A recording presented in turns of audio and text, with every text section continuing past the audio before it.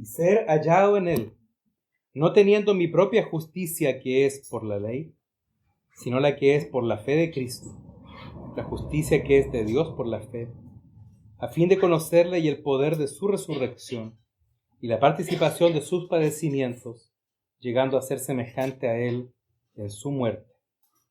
No que lo haya alcanzado ya, verso 12, ni que ya sea perfecto, sino que prosigo por ver si logro asir aquello para lo cual fui también asido por Cristo Jesús. Verso 15. Así que todos los que somos perfectos, esto mismo sintamos, y si otra cosa sentís, esto también os lo revelará. Hasta el momento hemos pasado por algunas consideraciones en cuanto recorremos la palabra con estas ambiciones del apóstol Pablo, que nos va trazando rumbo y nos llama a tener comunión en este rumbo y comunión en esta misma meta: la excelencia del conocimiento de Cristo Jesús. Pablo dice: por esta causa yo he perdido todo y aún estimo todas las cosas que en balanza me resten del conocimiento de Cristo como pérdida, porque quiero ganar a Cristo. Él es mi trofeo. Él es la expectativa de galardón que tengo delante de Dios. Hermanos, ¿qué es conocer o ganar a Cristo? Dicho de otra manera, es que nosotros tengamos tal comprensión de quién es Cristo, y también no solo esto nos permita entenderlo, sino vincularnos con Él, tener una comunión cada vez más profunda e intensa con Él, de tal manera que esto transforme nuestro corazón y podamos nosotros participar de gloria en gloria de Él, que es nuestra plena salvación, que es la suficiencia de Dios para nuestra alma y también es nuestra alegría. Así como el Padre tiene plena alegría en su Hijo, la Iglesia pueda tener plena alegría en el Hijo y en el Hijo tener plena comunión con Dios. El conocimiento de Cristo no es solamente un impacto a nivel de nuestra mente o de nuestro entendimiento, sino en el corazón. Ese entendimiento abierto que captura nuestros afectos y motivaciones y por el Espíritu nos rinde en amor a Él, para que en todo Él sea agradado y en todo Él tenga la preeminencia y en todo Él sea nuestra vida, la expresión de carácter, nuestro andar y un testimonio aquí en la tierra. Es decir, saturar de Cristo toda nuestra existencia. Y Pablo va a dar un paso adicional en el verso 9 y dice: en ese conocimiento de Cristo y en ese querer ganar a Él, yo quiero ser hallado en Él. Qué interesante es que juntamente con desear conocer a Cristo y con querer ganarlo a Él, también una ambición de Pablo es ser hallado en Él y no amparado en su propia justicia, como dice el texto, sino en la que es de la fe de Cristo, en la justicia de Dios. O sea, nos conviene revisar que Cristo no es solamente deseable en su conocimiento, ni solamente deseable como trofeo, sino que es deseable también como la justicia de Dios. Interesante, ¿eh? Porque Pablo está introduciendo acá que él podría tener una justicia por la cual era irreprensible mediante la ley, pero que él quería ser encontrado de forma constante, amparado en la justicia de Dios y no de la ley, en la justicia de Dios que es de la fe y no de las obras, en la justicia de Dios que es en Cristo y no en su propio comportamiento. Es decir, toda excelencia moral, todo bien supremo, cualquier cosa a la que podríamos aspirar si amamos lo bueno, no tiene sentido ni trascendencia eterna fuera de la fe en Cristo Jesús. Piensen en esto, hermano. Nuestro punto de partida en la vida cristiana es que un día, gracias a Dios, Él puso un peso de culpa en nuestro corazón. Nuestra conciencia fue despertada por el Espíritu Santo. Tú y yo conocimos lo pecadores que éramos, probablemente en una dimensión menor a la que conocemos hoy día, pero suficiente para dejarnos intranquilos, inquietos, preocupados de qué sería de nuestro corazón para con Dios. Percibimos que teníamos distancia con Dios, enemistad con Dios, que no había paz con Dios, que no había seguridad para nuestras almas. Gracias a Dios por eso. Pero eso no fue suficiente. Necesitábamos su perdón. Necesitábamos reconciliación con Dios. Entonces aparece Cristo en la historia. Aparece Cristo como nuestro Salvador personal. ¿No ha sido así con los que somos de Cristo Jesús? Y entonces le conocimos a Él entregado por nuestras transgresiones y resucitado para nuestra justificación. Dos caras de una misma moneda. Es el sacrificio de Cristo. En Romanos capítulo 4, verso 25 dice así: Cristo fue entregado por nuestras transgresiones, resucitado para nuestra justificación. En cuanto a la primera parte, Cristo entregado por nuestras transgresiones, el peso de nuestra culpa, o la ira de Dios, de la que habla Pablo en Romanos capítulo 1, que se opone ante toda injusticia y a los que detienen con injusticia la verdad. La ira de Dios, que es la manera en que Él produce una santa aversión o repulsión contra el pecado y contra el pecador. Y la ira de Dios por la cual debe caer el juicio sobre aquellos que, teniendo conocimiento de Dios, detienen la verdad. Es decir, sobre nosotros pecadores, que le dimos la espalda a Dios. Esa ira es colocada en el Hijo como sustituto. También la desolación de proporciones eternas, el castigo que a nosotros nos correspondía, como dice el profeta Isaías, el castigo de nuestra paz fue sobre Él. Es decir, Cristo se pone en medio. Cristo es nuestro sustituto para que Dios opere ese glorioso intercambio, donde nuestros pecados son puestos en la cuenta de Cristo. Y allí Cristo sufre en nuestro lugar nuestra propia sentencia de muerte. El justo por los injustos para llevarnos a Dios. O dicho de otra manera, aquel que no conoció pecado, por nosotros fue hecho pecado. Y podríamos añadir, a propósito de la enseñanza de la palabra, fue tratado como un pecador. Detengámonos por un momento en eso. Porque Dios se está tratando con su Hijo colgado en el madero del Calvario. Es el Hijo eterno. Dios con Dios. Luz verdadera de luz verdadera. Uno solo con el Padre, pero en forma humana, que está siendo en ese momento, a pesar de su inocencia, tratado como un culpable. ¿Qué Dios tenemos? Él llevó sobre sí nuestras transgresiones. Él llevó sobre sí nuestra maldad. Él cargó nuestros pecados. Más de alguien podrá sentirse que es el peor de los hombres, el peor en comportamiento en su familia, el más despreciable de los pecadores, el que tiene la vida más incorrecta, más distorsionada, más rebelde. Bueno, mayor que tu historia es ese amor de Cristo que cargó sobre sus hombros toda nuestra maldad. Y Dios juzga a su Hijo, siendo Él nuestro representante. Jehová quiso quebrantarlo, sujetándole a padecimiento.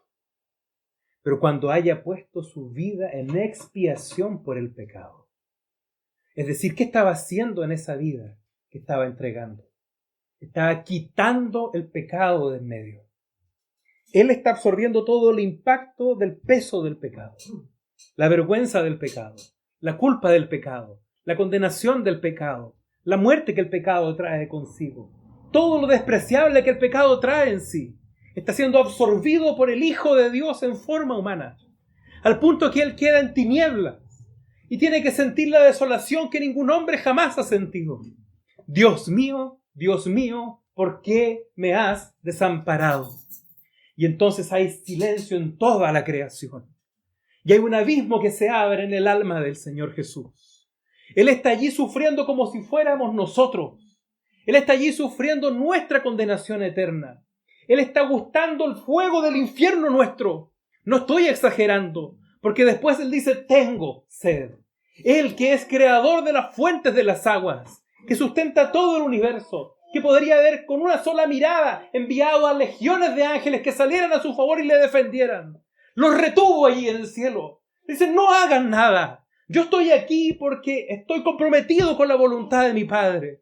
Decidí tomar esta copa amarga, una copa de ira sin misericordia. Los castigos cayeron sobre mí. Todas tus ondas y tus olas pasaron sobre mí. Puedo ser contado como gusano y no hombre. De mí puedo contar todos mis huesos. Mi corazón se derritió como cera dentro de mí. Fuertes toros de Basán me han rodeado. Viene una cuadrilla de malignos a devorarme.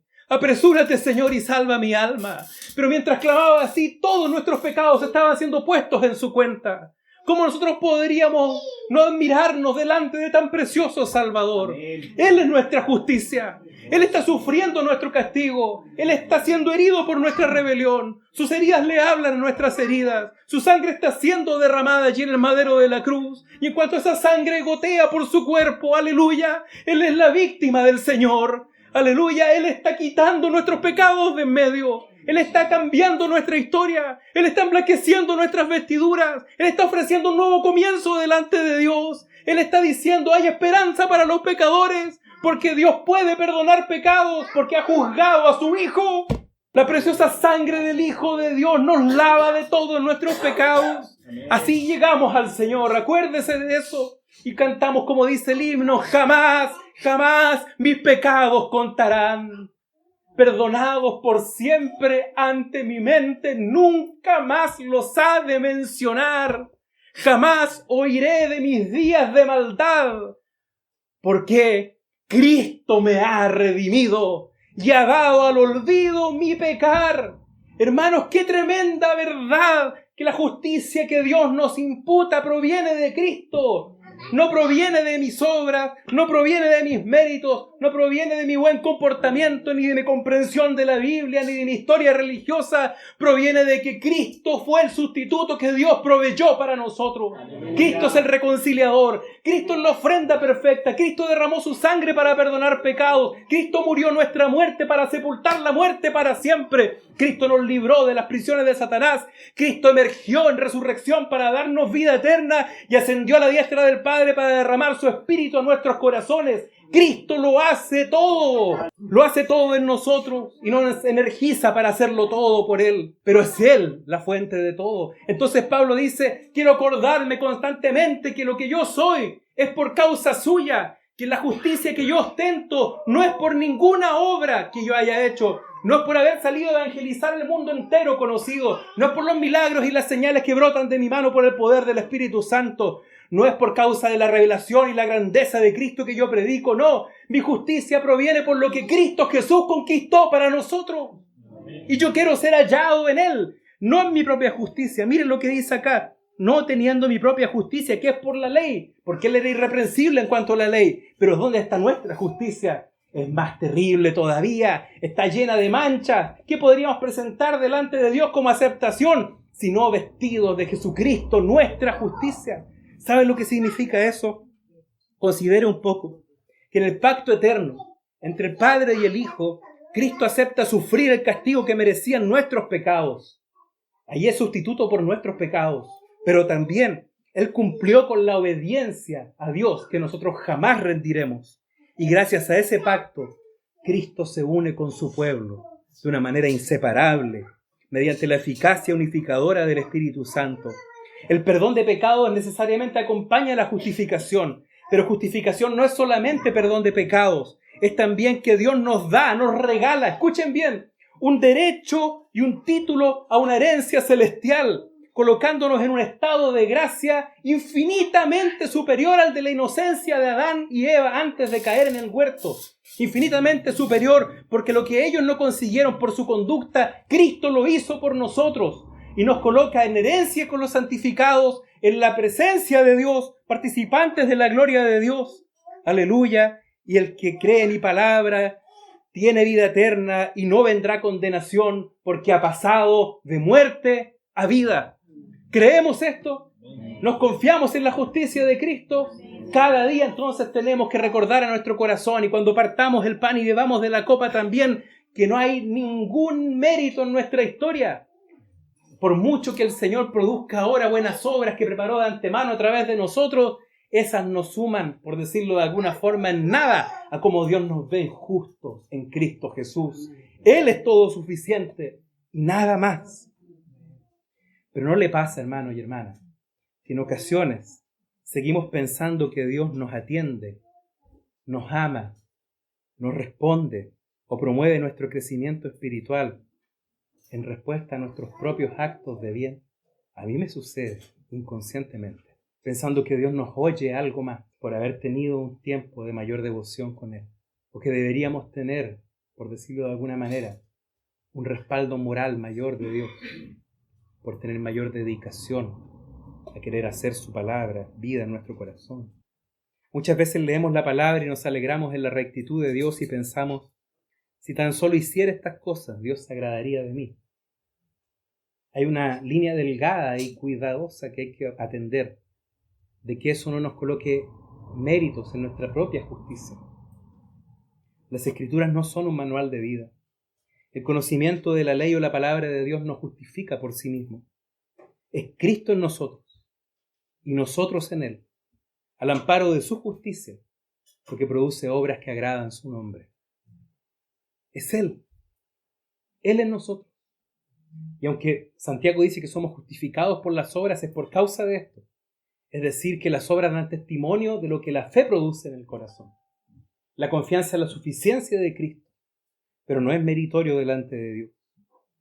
Entonces no nos acercamos a su palabra, comillas, para ser mejores personas. Lo hacemos por causa de Cristo, porque le amamos, porque Él nos inspira y nos infunde poder desde adentro para andar en esas obras que preparó de antemano. Vamos al verso 10. Sigue Pablo en esta intensidad de ambiciones y dice, quiero conocerle y el poder de su resurrección y la participación de sus padecimientos, llegando a ser semejante a Él en su muerte. Hermanos, quitémonos las sandalias de los pies, en un sentido figurado. Espiritualmente hablando, estamos en un terreno muy santo acá. Pablo está diciendo, de tal manera yo quiero conocer a Cristo. Quiero participar de las experiencias más extremas de mi vida, lleno de Él, conociéndole aún en la manera de sufrir, conociéndole aún en la manera de morir y conociéndole aún, si es que es posible, morir por Él en la resurrección. ¿Qué le parece? ¿Hemos hecho alguna vez una oración semejante? Quiero conocerte, Señor Jesús, de tal manera que cuando pase por la aflicción, cuando me toque sufrir, cuando toque estar al borde de la muerte, pueda hacerlo como tú, pueda ser como tú. Permíteme, Señor, que si yo voy a morir, algún día muera como tú, para que pueda llegar a resucitar como tú. Pablo lo dice de otra manera aquí en Filipenses capítulo 1, verso 20. Conforme mi anhelo y esperanza de que nada seré avergonzado, antes bien con toda confianza, como siempre, ahora también, escuche bien, será magnificado Cristo en mi cuerpo, o por vida o por muerte. ¿Qué es para Pablo el deseo de su vida, sino Cristo, Cristo y más de Cristo? Dice, si voy a vivir, que Cristo sea magnificado. Si voy a morir, que Cristo sea magnificado. Hermanos, voy a decir algo con suma reverencia, pero que he podido observarlo con mis propios ojos.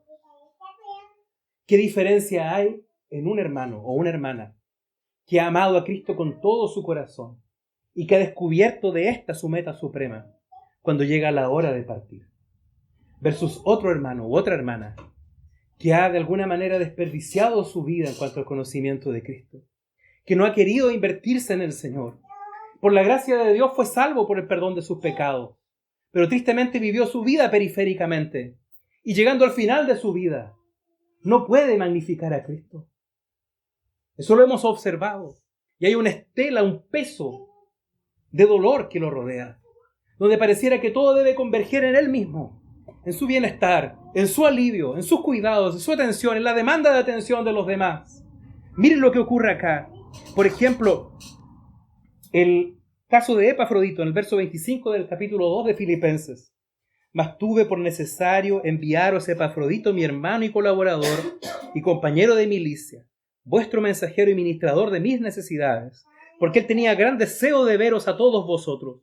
Y miren, y gravemente se angustió porque habéis oído que había enfermado, pues en verdad estuvo enfermo, a punto de morir, pero Dios tuvo misericordia de él, y no solo de él, sino también de mí, para que no tuviese tristeza sobre tristeza.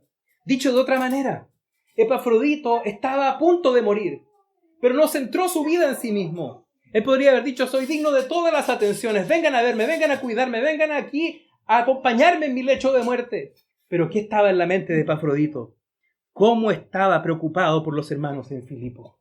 Cómo su mente estaba vertida en el bienestar de los demás, en que no se angustiasen en sobremanera. Allí está la mente de Cristo en su corazón. ¿Observa? Así es Cristo. Epafrodito había aprendido a vivir aún la experiencia de dolor y de muerte, como Cristo Jesús, el cual no estimó preciosa su vida para sí mismo. ¿Se acuerdan del Señor Jesús allí en el madero de la cruz? Ve a un hombre y una mujer, María la que era su madre, y Juan su discípulo amado, y dice: yo voy a partir de este mundo. En breve él podría pasar al Padre. Él podría perfectamente haberle dicho a María desconsolada: no te preocupes, María, el domingo resucito. Pero no le dijo eso. La toma, la mira de corazón, le habla a lo profundo y le menciona: mujer, he aquí tu hijo. Yo sé tu necesidad.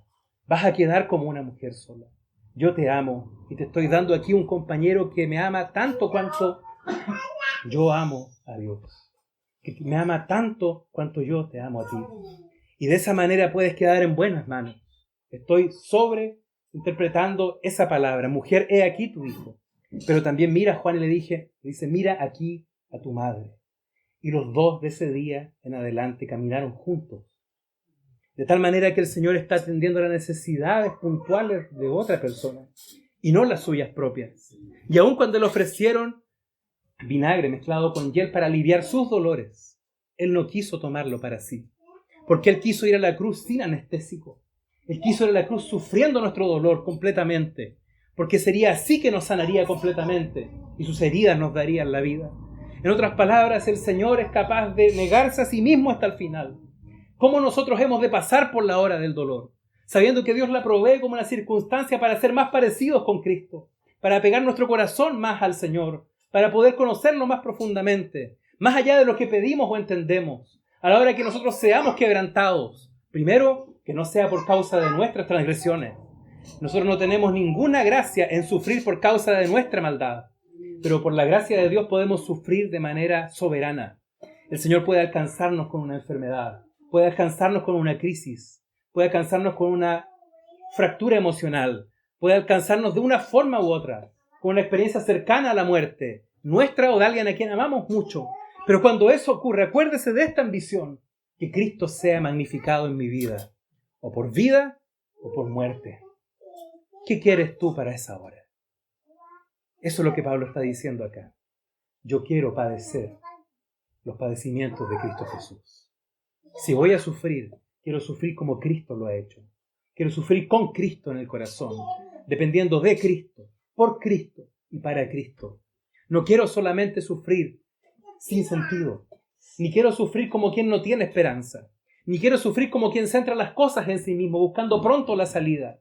No, yo quiero que en esto se engrandezca Cristo en mi vida. ¿Cómo lo hará el Señor? Él lo sabe, pero aquí hay una solicitud que podemos hacer en el corazón. Señor, a la hora que me toque padecer, permíteme conocerte a ti en el padecimiento. A la hora que me toque morir, permíteme conocerte a ti en la muerte. Permíteme morir como tú moriste, Señor. Tal vez no como un mártir en la arena como fueron los hermanos del primer siglo. Tal vez no como un mártir en la época presente, pero como alguien que es capaz de donar su vida para otros. Donar su vida para el Señor y no gastando la vida para sí mismo. ¿Comprende? Qué anhelo maravilloso. Hermanos y hermanas, ¿cuánto hay del cristianismo hoy día que centra las cosas en el hombre y en el bienestar humano? Aquí hay una vida digna de ser imitada. Y Pablo dice, no que lo haya alcanzado ya, ni que ya sea perfecto. Es decir, Pablo está orando porque quiere eso. Y Dios, en su misericordia, atiende su oración. Miren conmigo la segunda carta a Timoteo, en el capítulo 4, verso 6. Pablo está escribiendo su testamento, sus palabras finales al joven amado Timoteo. Y le dice, porque yo, ya estoy para ser sacrificado. Y el tiempo de mi partida está cercano. He peleado la buena batalla. He acabado la carrera. He guardado la fe. Dice la historia que Pablo escribe esto cuando tenía sentencia de muerte por el emperador romano, que en ese tiempo era Nerón. Nadie más y menos que el propio Nerón, la bestia dentro de los emperadores romanos. Iba a ser decapitado. Y él dice aquí, estoy pronto a ser sacrificado. Otra traducción es, mi vida está pronta a ser entregada o derramada en libación. Es decir, él entendía su muerte como una ofrenda de gratitud y de consagración a Dios. Un aroma grato al Señor. ¿Cómo será el día de nuestra partida, hermanos y hermanas? Hay cosas que no nos gusta hablar, ¿cierto? ¿Quién quisiera pensar en ese día de su partida? Nadie quisiera pensarlo. Pero algún día, si el Señor así lo permite, saldremos de este mundo en esa manera. O hay otra manera de salir también. Es cuando Cristo regrese y le veamos cara a cara y seamos arrebatados juntamente con Él en los aires. Primera de Tesalonicenses capítulo 4 en adelante. Entonces, si no hemos de salir con Cristo arrebatados de los aires estando vivos, seremos arrebatados por la resurrección para encontrarnos con Él en los aires. Pero antes de la resurrección pasaremos por la experiencia de muerte. ¿Y cómo moriremos? ¿Qué le parece? ¿Cómo iremos a partir? Saturados de Cristo. Que Dios nos permita que sea así. Muriendo como el Señor.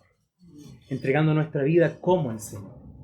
No con los ojos puestos en nosotros, sino el autor y consumador de nuestra salvación. No con la atención puesta en nosotros, sino en aquel a quien amamos por sobre todas las cosas. Que la forma en que sea nuestra partida de este mundo interprete o refleje el carácter de nuestro amado Señor Jesús. Oh, hermano, qué vida más digna de ser vivida si es saturada de Cristo Jesús. Quiero conocerle, quiero ganarle, quiero ser hallado en Él y no en mi justicia. Quiero conocerle en la muerte y también en la resurrección, en los padecimientos y también en las alegrías. Pablo en el capítulo 4 va a decir más adelante en Filipenses, todo lo puedo en Cristo que me fortalece. ¿Sabe lo que significa eso? Que Pablo aprendió a vivir en Cristo toda circunstancia de su vida. No que él se empeña en hacer todo y entonces coloque como una consigna, todo lo voy a lograr en Cristo que me fortalece.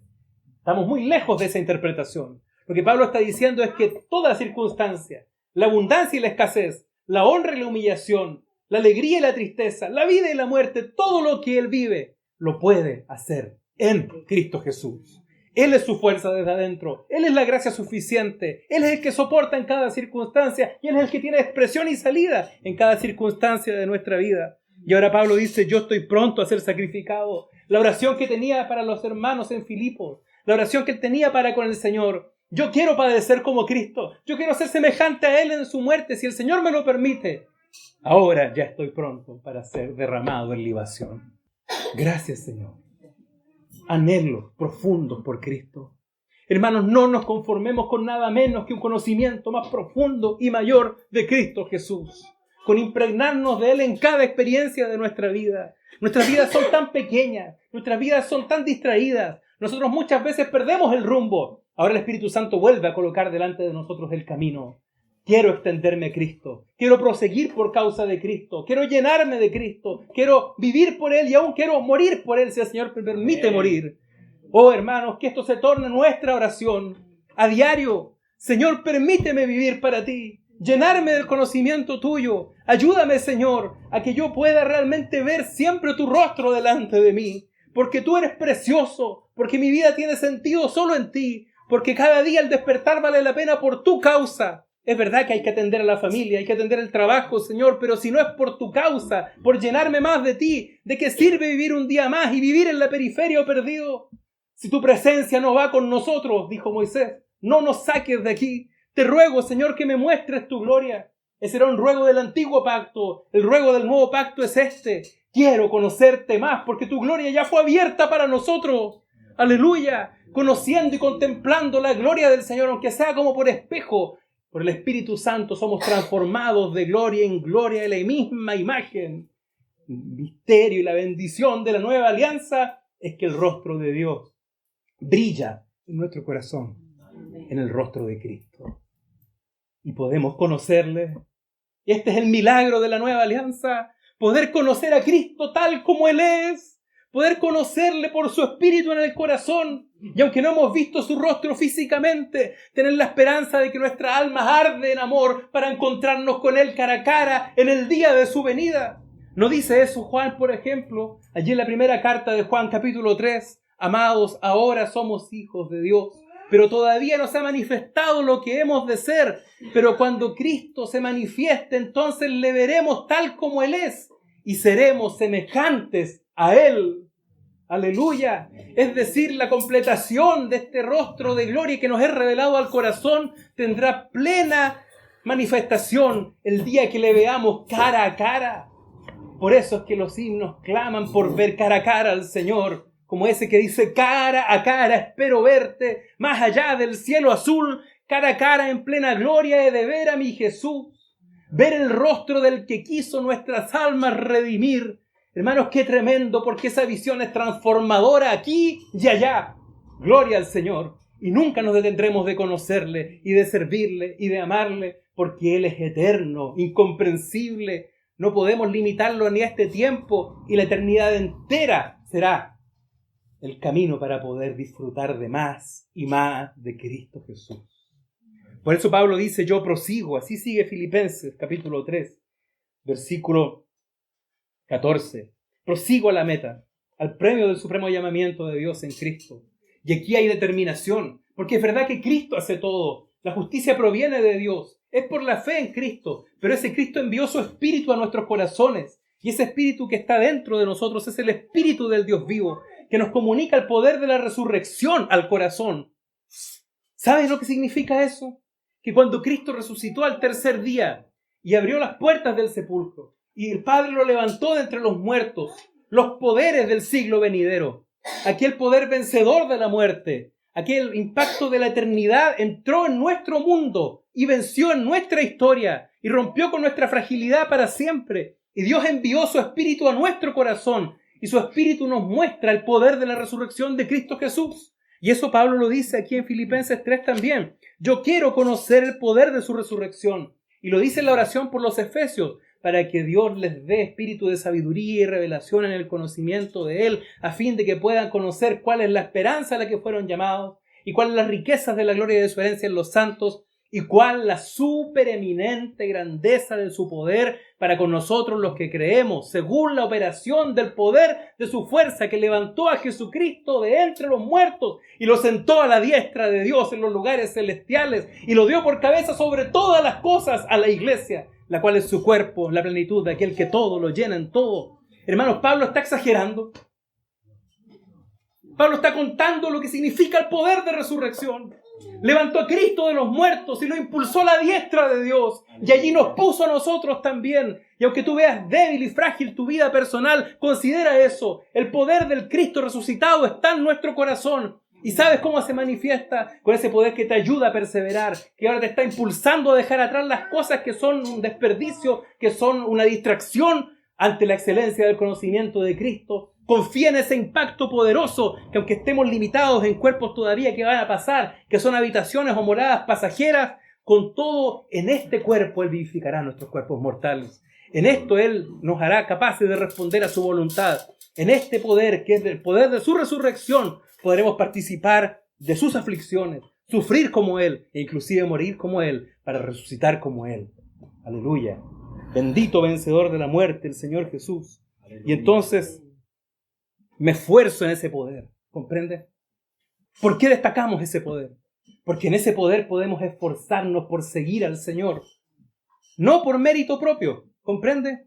Es porque le amamos a Él, que tenemos un impulso creado por Él para seguirlo a Él y andar con Él hasta la meta. Eso es la gracia de Dios. No significa que Dios hace todo y tú y yo no hacemos nada. O que Dios hace una parte y nosotros hacemos el resto. Significa que Dios hace todo y nosotros todo en Él. Podemos atender a Dios, podemos proseguir a la meta, podemos buscar más de Cristo y podemos, por ejemplo, leer las Escrituras buscando del Espíritu Santo una visión de Cristo. Y el poder de la vida que vence la muerte operará en nosotros para avanzar con el Señor. Voy a concluir con esto. Le ruego un par de minutos de paciencia para comprender una analogía o un ejemplo tomado de la antigua alianza. Verso 15 de Filipenses 3. Así que todos los que somos perfectos, esto mismo sintamos. Y si otra cosa sentís, esto también os lo revelará Dios. Pero en aquello a que hemos llegado, sigamos una misma regla, sintamos una misma cosa. Comencé el mensaje diciendo que esto es una forma de abordar el capítulo 3 como la comunión en el rumbo o en la meta. ¿Cuál es el rumbo?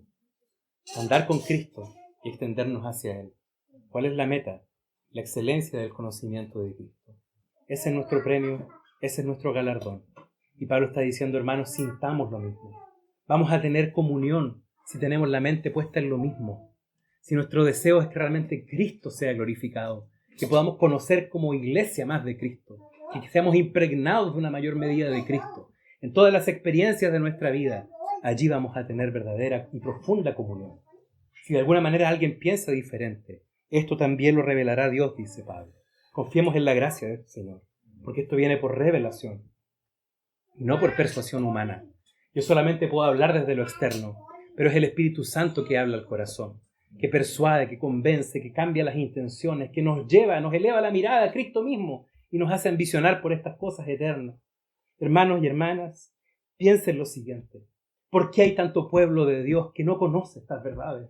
¿Por qué hay tanto pueblo de Dios que vive en la periferia? ¿Por qué hay tanto pueblo de Dios que está en la superficialidad? ¿Por qué hay tanto pueblo de Dios que se pierde en la Biblia? ¿Por qué hay tanto pueblo de Dios que queda en una vida cristiana donde el hombre, como he dicho, acaba siendo el centro de todas las cosas? Que pueblo de Dios confundido, porque Cristo no está siendo entregado. El cielo está esperando hombres y mujeres que se llenen de este conocimiento de Cristo para ser sus testigos en esta generación. Cristo es el que salva, Cristo es el que edifica, Cristo es el que está uniendo a los que son miembros de su cuerpo.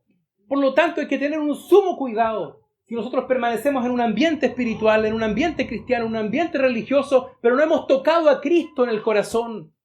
No creo que sea la experiencia de ninguno acá, pero que el Señor nos ayude para poder siempre estar buscando más y más de Él.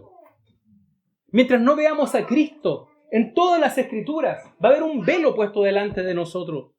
Puedes entender muy bien la vida de los patriarcas, puedes entender muy bien los aspectos creacionales, puedes entender muy bien los sistemas de sacrificios, de ceremonias, de rituales, de Levítico, puedes entender bien la historia del pueblo de Israel desde la salida de Egipto hasta el momento en que entraron en Canaán. O puedes sufrir con las consecuencias de un corazón rebelde del tiempo de los jueces. O puedes ver los fracasos de la monarquía del pueblo de Israel. Y puedes ver la idolatría del pueblo de Israel y hablarle a tu propio corazón que no sea idólatra. Pero en todo eso puedes dejar a Cristo afuera. Yo le ruego al Señor que nos permita mirar con ojos ungidos su palabra para descubrir la suficiencia de Cristo al corazón del hombre. Y que las enseñanzas que están acá nos conduzcan a arrepentir el corazón para ganar más de Cristo. Ahora, hay un momento en que el pueblo de Israel sale de Egipto, ustedes lo saben muy bien, y por la mano poderosa de Dios cruzan el Mar Rojo. De ahí en adelante Egipto queda atrás. Echó Dios a la mar los carros del faraón. Se acabó la persecución de sus enemigos. Ya no eran más esclavos. Habían salido al desierto porque el Señor les había dicho que deberían llegar a la tierra donde fluía leche y miel. Allí estaba la tierra de montes y de vegas, la tierra abundante en aguas, en frutos, en vides, en trigo, en cebada. No comerían el pan con escasez. La tierra que les figuraba la plenitud de Dios. Eso era para ellos la meta. Para nosotros es Cristo. Él es la plenitud de Dios. ¿Comprende? Pero el pueblo de Israel pasó el Mar Rojo, dejó atrás Egipto. Ya nunca más volverían al mundo. Nunca más estarían bajo la opresión de Satanás. Hablando figurativamente. Ahora debían comenzar a andar con Dios en el desierto hasta llegar a Canaán, la tierra prometida. Había pasado más o menos un año desde esa salida. 1 año y un par de meses. Al tercer mes, de hecho, de la salida de Egipto, acamparon en el Sinaí y se quedan más o menos por un espacio de 1 año. Y luego, algunos meses más adelante, llegan a Cades Barnea. Y allí Moisés envía 12 hombres de renombre a recorrer la tierra que tendrían que poseer. Ustedes conocen bien esa historia, ¿cierto? Números 13 y 14. Solo 2 de esos 12 hombres creyeron la palabra de Dios. 10 de esos 12 hombres Dijeron, es una tierra terrible en gran manera. Hay gigantes en ella. Oh, ojalá nos hubiésemos quedado en Egipto, dijeron algunos. Hubiera sido preferible morir allí antes de venir a sufrir delante de estos enemigos. Incredulidad, insensibilidad a los propósitos de Dios. Dios les estaba prometiendo que los introduciría en la buena tierra. Pero estos 10 espías, cobardes, llenos de temor, infundieron lágrimas en el pueblo de Israel y les trajeron un pesar al corazón. Y el pueblo gritó pidiendo volver a Egipto y morir en el camino. ¿Qué les parece, hermano? ¡Qué tremenda lección al corazón! Dios les estaba diciendo, entren en la plenitud, entren que yo estoy con ustedes. Yo los esfuerzo, yo voy delante. No teman ni desmayen, yo estoy con ustedes. Pero el pueblo no lo creía. El pueblo quería volver atrás. Solamente Josué y Caleb dijeron, si el Señor se agrada de nosotros, a nuestros enemigos los comeremos como a pan. Gracias al Señor, ellos tuvieron fe en la palabra de Dios. Bueno, el Señor ha dicho que yo quiero que donde yo estoy, ellos estén conmigo para que vean mi gloria.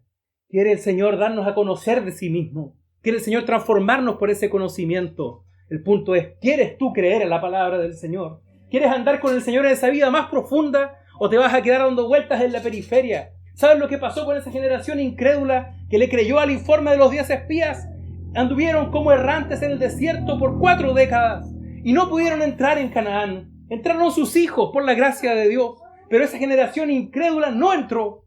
Y con todo, nunca le faltó la misericordia de Dios. ¿Qué le parece eso? ¿Qué le parece? Me parece escandaloso, hermano. Escandaloso de amor de Dios. Lean después el Salmo 78. Dice, cuando había sed, el Señor les hizo brotar agua de la peña. Cuando había hambre, les envió pan del cielo y les dio codornices. Los sació, los hastió de bien. Ni aún las sandalias de sus pies se gastaron. ¿Qué generación? Por 38 años después de esta experiencia, andando en el desierto, sin sufrir ni aún el desgaste de sus ropas. Dios fue muy misericordioso con ellos, pero no entraron en el reposo. ¿Comprende? Tú puedes pasar una vida entera recibiendo las misericordias de Dios, gustando los favores de Dios, estando en medio del pueblo de Dios, recibiendo los beneficios de seguir a Dios junto con los demás, pero nunca entrar en una vida más profunda. Por eso es que el llamado del Espíritu Santo es ese. Sintamos, por favor, sintamos lo mismo. A una vida más profunda con el Señor, a una vida de plenitud con el Señor. ¿De qué sirve todas las misericordias de Dios sobre mi vida hasta el último raspón de mis respiros aquí en la tierra? Si no he entrado en un conocimiento más profundo de Cristo, puedo pasar mi vida celebrando los favores del Señor y cómo tiene misericordia de mis debilidades y cómo me levantan los tropiezos, pero no me he extendido a conocerle más y más. Quedaremos como esa generación que pasó el Mar Rojo, que nunca más volverá al mundo, que nunca más volverá a ser esclava de Egipto, que nunca más está en las manos de Satanás, gracias a Dios, pero que no pudo entrar a Canaán, que no está disfrutando de la gloria de Cristo Jesús.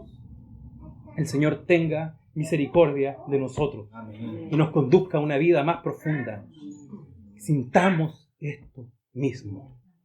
Estimo todas las cosas como pérdida por la excelencia del conocimiento de Cristo. Quiero ganar a Cristo. Quiero ser hallado en Él. Quiero conocerle y el poder de su resurrección y sus padecimientos. Prosigo a la meta. Quiero más y más de Cristo en mi vida. Que el Señor siga hablando a nuestro corazón y nos lleve a una verdadera consagración y una verdadera ambición por más de Cristo.